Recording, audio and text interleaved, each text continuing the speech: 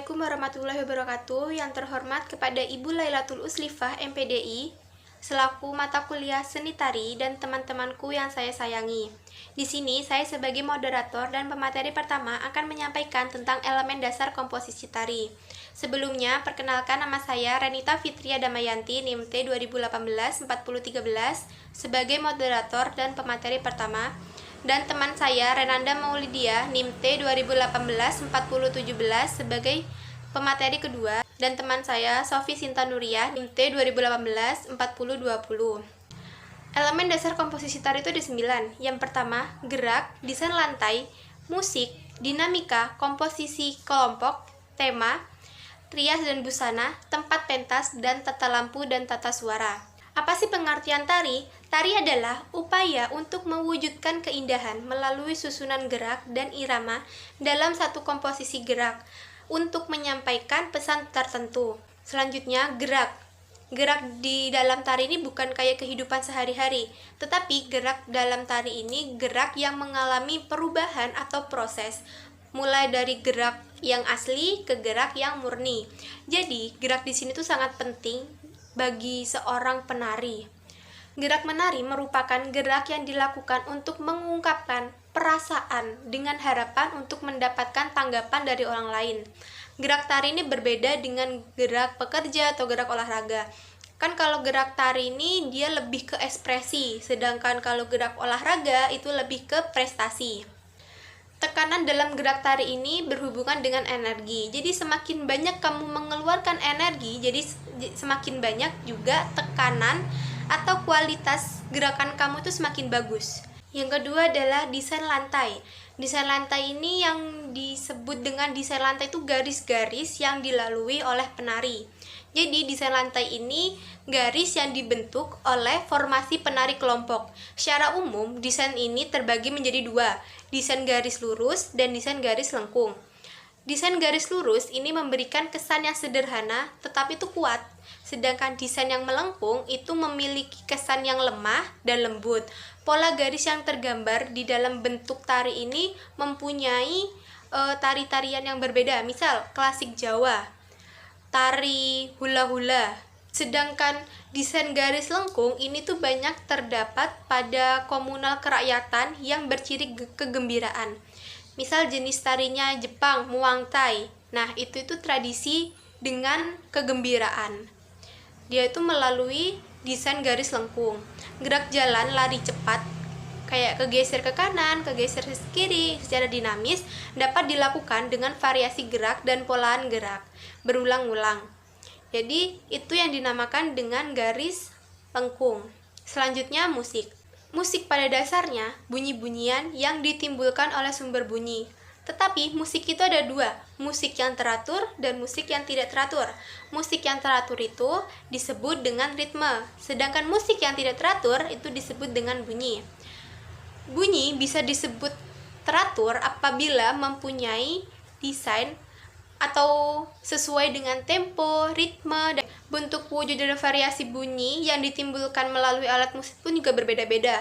Misalkan ada alat musik gitar atau drum atau piano. Nah, itu kan kita memainkannya kan berbeda. Musik, gitar itu dengan cara dipetik atau digenjreng, beda-beda. Kalau drum dipukul gitu. Jadi dia itu mempunyai wujud dan variasi bunyi yang berbeda-beda. Sekian dari saya, kurang lebihnya mohon maaf. Wassalamualaikum warahmatullahi wabarakatuh, dan akan dilanjutkan oleh pemateri kedua. Assalamualaikum warahmatullahi wabarakatuh. Sebelumnya perkenalkan, nama saya Renanda Maulidia, NIM T 2018-4017. Di sini saya sebagai presentator kedua akan menyampaikan atau menjelaskan tentang elemen dasar komposisi tari selanjutnya. Yang nomor 4 yaitu dinamika.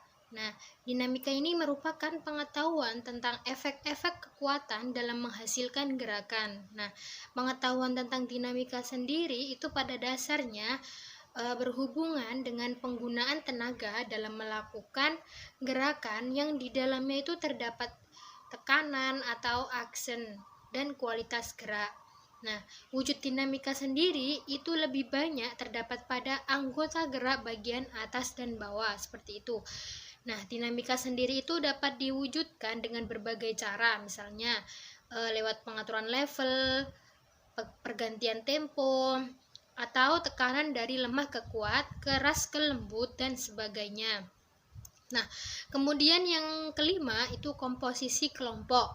Komposisi kelompok itu merupakan komposisi yang dilakukan oleh sejumlah penari lebih dari satu orang. Nah, komposisi kelompok ini terdiri dari dua. Yang pertama itu kelompok kecil, itu jika jumlah penari 2 sampai 4 orang. Kemudian yang kedua itu kelompok besar, yaitu jika jumlah penari tersebut di atas 4 orang, seperti itu. Nah, dinamika untuk komposisi penari kelompok lebih dari 5 orang itu dapat divariasikan melalui elemen keindahan kelompok, seperti itu. Kemudian yang nomor 6 yaitu tema. Nah, tema sendiri ini merupakan pokok pikiran atau gagasan yang disampaikan. Nah, dengan adanya tema dapat dijadikan sebagai dasar untuk mengungkapkan suatu maksud dan tujuan, seperti itu. Nah, dalam menciptakan karya tari, tema itu menjadi sumber pesan yang akan disampaikan kepada penonton. Nah, seorang penata tari itu memerlukan waktu dalam menentukan tema untuk tari yang akan digarap. Seperti itu. Kemudian untuk hasil yang baik, penata tari itu juga harus kreatif dan memiliki wawasan yang luas agar tidak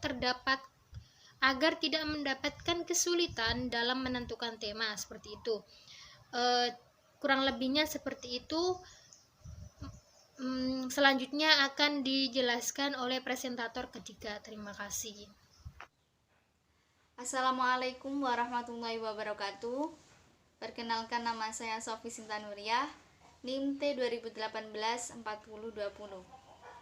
Di sini saya sebagai presentator terakhir akan sedikit menjelaskan tentang tata rias dan tata busana, kemudian tata tempat pentas, dan yang terakhir yaitu tata lampu dan tata suara. Yang pertama yaitu tata rias dan tata busana.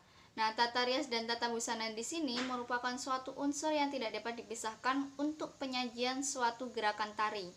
Nah, tata rias dan tata busana ini harus diperhatikan dengan secara cermat dan teliti. Dengan tata rias dan tata busana yang tepat dapat memperjelas karakter dari sesuai tema yang disajikan. Kemudian dalam memilih desain pakaian dan warna juga itu membutuhkan pemikiran dan pertimbangan yang matang, karena kostum berfungsi sebagai untuk memperjelas peranan pada gerakan tari tersebut. Yang kedua yaitu tata tempat pentas. Nah, tata tempat pentas di sini merupakan pengetahuan yang harus juga dipelajari, karena ini adalah seluk-beluk tentang pementasan atau suatu pertunjukan. Nah, itu bisa dari pertunjukan suatu tari, itu juga memerlukan teknik pentas juga, kemudian teater juga membutuhkan teknik pentas juga. Makanya itu harus dipersiapkan secara matang. Nah, tata teknik pentas ini juga berfungsi sebagai unsur atau komponen yang penting pada sebuah pertunjukan. Tanpa pengetahuan atau menguasai hal tersebut, maka hasilnya secara totalitas tidak dinilai artistik atau kurang baik. Selanjutnya tata lampu. Nah, tata lampu di sini yang dimaksud adalah peraturan cahaya yang ada di panggung.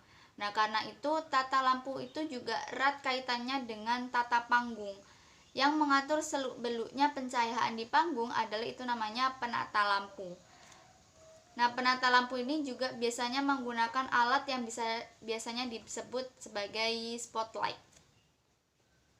Ada beberapa jenis-jenis lampu. Yang pertama yaitu ada lampu primer, lampu sekunder, dan lampu untuk melatar belakangi. Nah, lampu primer sendiri itu adalah sumber sinar yang langsung menerangi benda-benda atau objek lainnya dan menimbulkan bayangan. Yang kedua, lampu sekunder, yaitu lampu yang bertugas untuk menetralisir bayangan yang timbul oleh lampu primer. Yang terakhir yaitu lampu untuk melatar belakangi, yaitu lampu khusus untuk menerangi aeolorama untuk pentas. Biasanya digunakan 3 watt lighting system. Sedangkan untuk akhir pentas digunakan white lighting system. Yang terakhir yaitu dari tata suara. Nah, tata suara di sini adalah suatu kesatuan dari bunyi-bunyian beserta sarana yang dipergunakan untuk kebutuhan sehari-hari atau kebutuhan tari maksudnya. Tujuan tata suara ini adalah untuk melatar belakangi suatu gerakan. Nah, fungsi tata suara ini juga untuk sarana penambah daya imajinasi sehingga gerakan menjadi lebih hidup dan merangsang pengembangan ilusi. Nah, mungkin itu saja yang dapat saya sampaikan. Kurang lebihnya mohon maaf yang sebesar-besarnya. Terima kasih. Wassalamualaikum warahmatullahi wabarakatuh.